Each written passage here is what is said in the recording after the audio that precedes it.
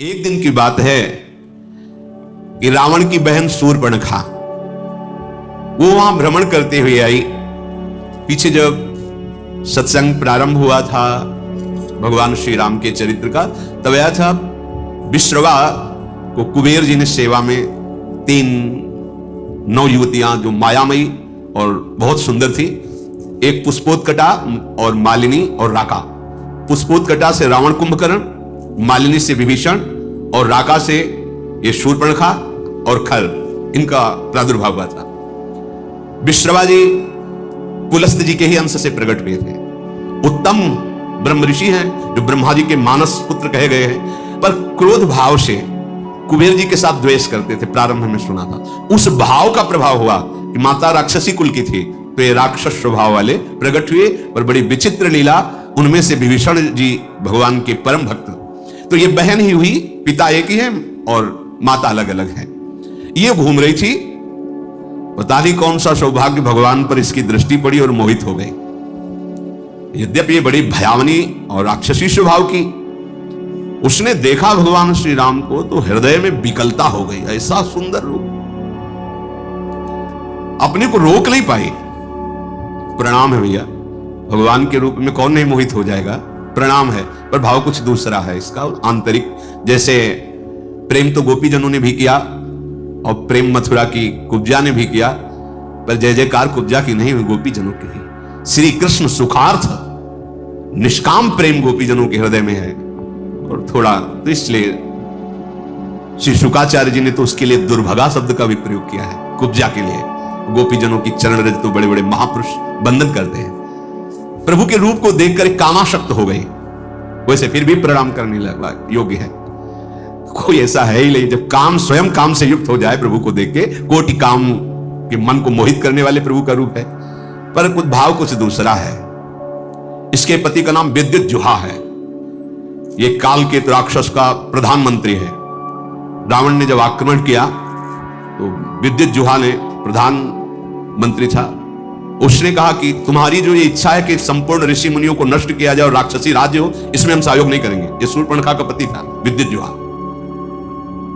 उसकी कोई आज्ञा का उल्लंघन कर दे बर्दाश्त नहीं था, तो रावण ने मार डाला था उसी दिन। अब जब पति को भी मार डाला तो उसके आगे किसका बस क्या है। तो रह तो रही थी अपने भाई खर के समीप पंचवटी में, पर सोच रही थी कभी ऐसा अवसर आएगा तो तेरा विनाश मेरे द्वारा ही होगा। तूने मेरे पति को मारा। वो राक्षस तो था विद्युत जुहा, पर धर्मयुक्त था। वो कहता ऐसा नहीं, आप ऋषि मुनियों को मारे, राक्षस राज साबित करें, इसमें हम आपका सहयोग नहीं करेंगे। तो मार डाला उसने, क्योंकि जो अपने स्वार्थ में अंधे होते वो रिश्ते नातों का सम्मान नहीं करते। अब ये स्त्री शरीर में थी तो राक्षसी, पर मन मारे बैठी थी कि कोई हमारा ऐसा। अक्षर दूषण तीसरा, ये सब अनुगामी थे रावण के, रावण की आज्ञा पे चलते थे। तो सोचा कि अगर इनसे भी जरा बोलेंगे तो हमें मार डालेंगे। रावण का विरोध कोई कर दे ऐसा है ही नहीं। त्रिभुवन में कोई नहीं था कि उसके खिलाफ कोई बोल सके। अंदर ही अंदर सोच रही कभी तो अवसर मिलेगा, जीवन व्यतीत करूंगी, लेकिन जिस दिन अवसर मिलेगा इसका नाश करवाऊंगी। आज राम बाबू भगवान को देखकर उसको और सुना था कि इन्होंने ही शुभा हुआ आदि काम। मारीच को एक बाण मारा था तो बिना फण का 400 कोस दूर गिरा था, 100 योजन दूर गिरा था। ताड़का का वध किया, विराध का वध किया। उसको पता था, समझ गई कि कोई साधारण बलि ताड़का को नहीं मार सकता था, शुभाहु को नहीं मार सकता था, विराध को नहीं मार सकता था। इसका मतलब है महाबली है। एक बार इनसे मिलकर देखती है। तो प्रभु से कह रही तुम सम पुरुष, क्योंकि आपने भी निश्चय किया है, निश्चयहीन मह करूं भुज उठाए प्रणकीन। मेरा भी आंतरिक निश्चय है कि इसको बर्बाद करके छोड़ूंगी जिसने हमारे सुहाग को उजाड़ा है। पर बोल नहीं सकती थी। सुंदर रूप धारण किया और भगवान के सामने गई और मुस्कुरा कर बोली तुम सम पुरुष नमो सम नारी, यह संजोग विधि रचा विचारी। आपके जैसा पुरुष नहीं, मेरी जैसी नारी नहीं। बड़ा सुंदर संजोग है, स्वीकार कर लो महाराज। मम अनुरूप पुरुष जग माही, देखूं खोजी लोकति हूं नाही। ताते अब लगी रही हूं कुमारी, मनुमाना कछु तुम ही निहारी। मेरे लायक तो आप ही हो, तीनों लोक में कोई नहीं है मेरी जोड़ का, ये रावण का विनाश का संकल्प कर सके। आपने भी किया है और मैंने भी किया है। बड़ी गूढ़ भाषा है। वैसे अब तक मैं कुमारी हूं, किसी का वरण नहीं किया, आप हमें स्वीकार कर लीजिए। तुमको देखकर मन मान गया है। भगवान सीता जी की तरफ देखे हुए मुस्कुरा दिए। सीत ही चित ही कही प्रभु बाता, जैसे तुम कुमारी हो ना, आहै कुमार मोर लघु भ्राता। हमारे पास तो सीता जी है, ये कुमार हमारे लघु भ्राता लखनलाल, इनके पास जाओ, इनसे बात करो। ओ गई लक्ष्मण रिपु भगनी जानी, प्रभु बिलो की बोले मृदुबानी। सुंदरी सुन मैं इनकर दासा, पराधीन नहीं तोर सुपासा। प्रभु समर्थ कौशलपुर राजा, जो कछु करही इन्हीं सब छाजा। सुंदरी, मैं तो प्रभु का दास हूं, पराधीन हूं, मेरे द्वारा तुम्हें कभी सुख नहीं मिल सकता। एक कौशल नरेश भगवान श्री राम है, इनको सब कुछ फलता है। आप इन्हीं की चरण शरण में जाएं, क्योंकि सिद्धांत है सेवक सुख चाह मान भिखारी। व्यसनी धन शुभ गति व्यभिचारी, लोभी जसु चाह चार गुमानी। नभ दुहि दूध चहत ये प्राणी। सेवक होकर के अपने सुख की चाह करे, भिक्षुक धर्म स्वीकार करके सम्मान की चाह करे। जुआ शराब व्यभिचार करने वाला धन और शुभ गति चाहे, कभी नहीं प्राप्त हो सकता। लोभी पुरुष अपना यश चाहे, अभिमानी पुरुष अर्थ धर्म काम मोक्ष चाहे, ये सब प्राणी आकाश को दूह कर दूध लेना चाहते हैं, अर्थात असंभव को संभव करना चाहते हैं। वो प्रभु के पास गए, प्रभु ने फिर लक्ष्मण जी के पास भेजा, लक्ष्मण जी ने फिर प्रभु के पास भेजा, प्रभु ने फिर लक्ष्मण जी के पास भेजा। लक्ष्मण जी ने कहा कि तुमको वही भरेगा जिसके एक इतनी भी लज्जा नहीं होगी। लक्ष्मण जी ने कहा, लक्ष्मण कहा तोई सो बरई, जो तृण तोरी लाज परिहरई। जिसने तृण तोड़कर लाज का त्याग कर दिया, तेरी जैसे को वही वर्ण करेगा। अब तो सुंदर रूप त्याग कर आ गई शूर्पणखा के रूप में, भयानक रूप। तब खिसियानी राम पहि गई, रूप भयंकर प्रगटत भई। सीत ही सभय देखी रघुराई, कहा अनुज सन शयन बुझाई। सीता जी को भयभीत देखकर भगवान ने पीछे किया सीता जी को, लक्ष्मण से कहा हिसाब कर दो इसका, नाक कान काट लिए। लक्ष्मण अति लाघव सो नाक कान बिन कीन, ताके कर रावण को मनो चुनौती दिन। नाक कान काट के मानो निशाचर राज रावण को चुनौती भेजी हो। लक्ष्मण जी ने शूर्पणखा को नाक कान रहित कर दिया। अब तो जब नाक कान कटा तो ऐसा लग रहा था जैसे गेरू के पहाड़ से पानी का धारा गिर रहा हो, ऐसे खून बहने लगा। नाक कान बिनु भई बिकरारा, जनु स्रव शैल गेरू के धारा। खर दूषण पही गई बिल पाता, धिग धिग तव पौरुष बल भ्राता। नाक का वैसे विकराल थी, जब नाक कान कटा तो लाल लाल खून बह रहा और विकराल रूप हो गया। अब अवसर ढूंढा, अब विनाश का कार्य शुरू करूंगी। गई खरदूषण के पास और कहा, तू भाई है, बड़े बलवान बनते हो तुम, राक्षस राज बनते हो, देखो तुम्हारी बहन का नाक कान काट, तुम्हारे बल को धिक्कार है। तो किसने किया है? तब समझा कर बताया, पास में आए हैं एक राजकुमार जिनके साथ बहुत सुंदर स्त्री और दूसरे राजकुमार गोरे और इतने बलशाली कि तुम उनके सामने कुछ नहीं हो। देखो तुम्हारी बहन का नाक कान काट लिया। अब तो तुरंत आदेश किया, तो जैसे काजल के पर्वत पंख धर के उड़ रहे हो, ऐसे ऐसे भयानक राक्षस अपने असली सब रूपों में युद्ध की तैयारी की। नाना वाहन नाना कारा, नाना युद्ध धर घोर पाला। सूपनखा आगे कर लेनी, आगे आगे सूपनखा नाक कान काटे हुए खून बहते जा रहे, पीछे से भयानक सेना। चलो ले चलो, कहां है वो राजकुमार? अब तो मृत्यु के वशीभूत होकर ये सब खींचे हुए चले जा रहे राक्षस, गरज रहे हैं, ललकार रहे हैं। कोई आकाश में उड़ रहा है, कोई बड़ी अपनी बलवीरता की डींगे हाँक रहा है। अरे कोई कहता जीते जी दोनों भाइयों को पकड़ लो, पकड़ के मार डालो, उसकी स्त्री को छीन लो। ऐसे आवाजें गूंज रही। भगवान ने धूल देखी, लक्ष्मण से कहा, राक्षसों की भयानक सेना आ रही, तुम सिया जी को ले जाओ और कंदरा में गुफा में छुप करके रहो, सावधान रहना, बड़े मायावी राक्षस हैं ये। लक्ष्मण जी धनुष पर प्रत्यंचा चढ़ाकर बाण लिए हुए सीता जी को आगे करके गुफा में जाके सीता जी को विराजमान किया। अब वो राक्षसों की सेना समीप आई। राम जी ने टंकार की धनुष की, तूड़ी से बाण निकाल करके हाथ में लिया। कठिन टंकार सुनते ही कांप गए सारे राक्षस। सारंग धनुष की टंकार भगवान का ये दिव्यास्त्र है। आपने केश पासों को चूड़ा के रूप में, अपने पीतांबर को कमर में कसा। आई गए बगमेल, धरहु धरहु धावत सुभट, जथा बिलो की अकेल, बाल रवि घेरत दनुज। पकड़ो पकड़ो, मारो मारो, ऐसा कहते हुए खरदूषण, तिसरा, पूरी सेना सब नजदीक आ गई। जैसे बाल सूर्य जब उदय होते हैं तो मंदेह नाम के दैत्य मानो घेर लिए हों, ऐसे भगवान को चारों तरफ से घेर लिया। भगवान ऐसे मंद मुस्कुराए सबकी तरफ। ये पहला बाण है। जी भी मुस्कुराए तो जो सब धनुष बाण और सब अस्त्र लिए थे ना, सबके नीचे हो गए। देखते रह गए, इतने सुंदर राक्षस है, मारने आए, देख रहे। खरदूषण ने देखा कि यहां तो मारने आए थे, यहां तो सब लुट रहे। भगवान को जब देखा तो उसने कहा मंत्री से कि मेरी बात इनसे कहो। कोई ऐसा आज तक मैंने देखा नहीं जैसा इनको देखा है। नाग असुर सुर नर मुनि जेते, देखे जीते हते हम केते, पर हम भरी जन्म सुनो सब भाई, देखी नहीं है सुंदरता।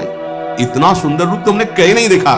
सुनो, यद्यपि इन्होंने हमारी बहन को कुरूप किया, पर इनको मारेंगे नहीं, बहुत सुंदर है। देखो ये बात, भगवान के रूप को देखकर घोर निशाचरों के हृदय में भी प्रेम का स्फुरण हो रहा है। यद्यपि भगिनी कीन कुरूपा, बदलायक नहीं पुरुष अनुपा। जाओ छाइन से कह दो अपनी पत्नी को जो छुपा के रखा है हमें दे दो, हमारा बदला हो जाएगा। तुमने हमारी बहन के नाक कान काटे, तुम अपनी पत्नी, और जाओ आराम से, निर्भय हो जाओ, तुम्हें कोई नहीं मारेगा, तुम बहुत सुंदर हो। मंत्री से कहा जाके कह दो, मेरा कथन जाके उनको सुनाओ। दूत ने जाके भगवान श्री राम जी से कहा। भगवान मुस्कुरा करके बोले, देखो तुम जानते नहीं हम क्षत्रिय राजकुमार हैं, तुम्हारे जैसे पशुओं का वध करना हमारा शिकार खेलना होता है। हम क्षत्रिय मृगया बन करही, तुमसे खल मृग खोजत फिरही। तुम्हारे जैसे राक्षसों का वध करना हमारा स्वभाव है, और तुम जहां लड़ना चाहिए वहां हमें सलाह देने आए हो। अरे तुम जानते नहीं, तुम हमें बालक मत समझो, काल भी हमारे सामने खड़ा हो जाए तो हम उससे पराजित होने वाले नहीं हैं। दैत्य कुल का नाश करना और मुनियों की रक्षा करना यह मेरा संकल्प है।